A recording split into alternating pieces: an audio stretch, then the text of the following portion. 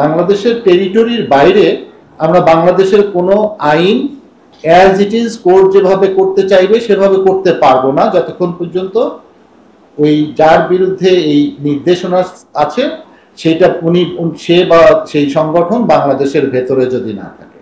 আমরা কোর্টের নির্দেশনা যেমন বাংলাদেশে আমরা সাথে সাথে এক্সিকিউট করতে পারি, কিন্তু এটা যখন বাংলাদেশের বাইরের কোনো দেশে হয় তখন তো এই কোর্টের নির্দেশনাটা ওখানে অ্যাপ্লিকেবল না। আর এই কোর্টের নির্দেশনাটা সার্ভ করার একটা মানে ইউনিভার্সাল ফরম্যাট এবং নর্মস আছে।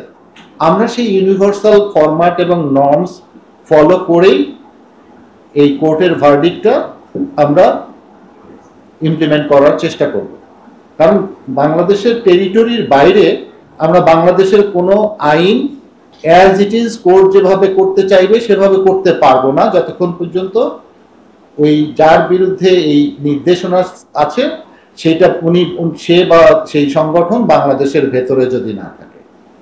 সুতরাং আমরা যে ইউনিভার্সাল নর্মস এবং প্র্যাকটিস আছে, কোনো কোর্টের সামন বা কোনো কোর্টের ডাইরেক্টিভস অন্য দেশে পাঠানো এবং সেই দেশকে রিকোয়েস্ট করা যে ওই সামনটা ইমপ্লিমেন্ট করা, আমরা সেই ফরম্যাট ফলো করেই এই কোর্টের ভার্ডিক্ট যেটা হয়েছে আমরা সেটা এক্সিকিউট করছি আর কি।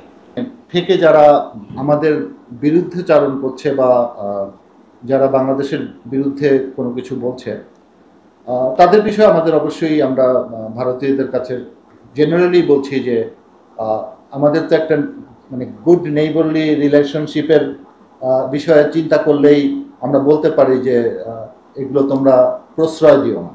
আমাদের এই প্রচেষ্টাটা সবসময়ই আছে।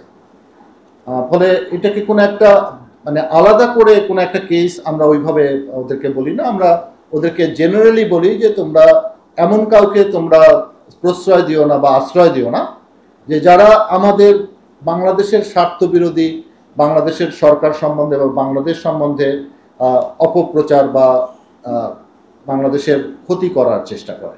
আমাদের এই প্রচেষ্টা সবসময়ই আছে।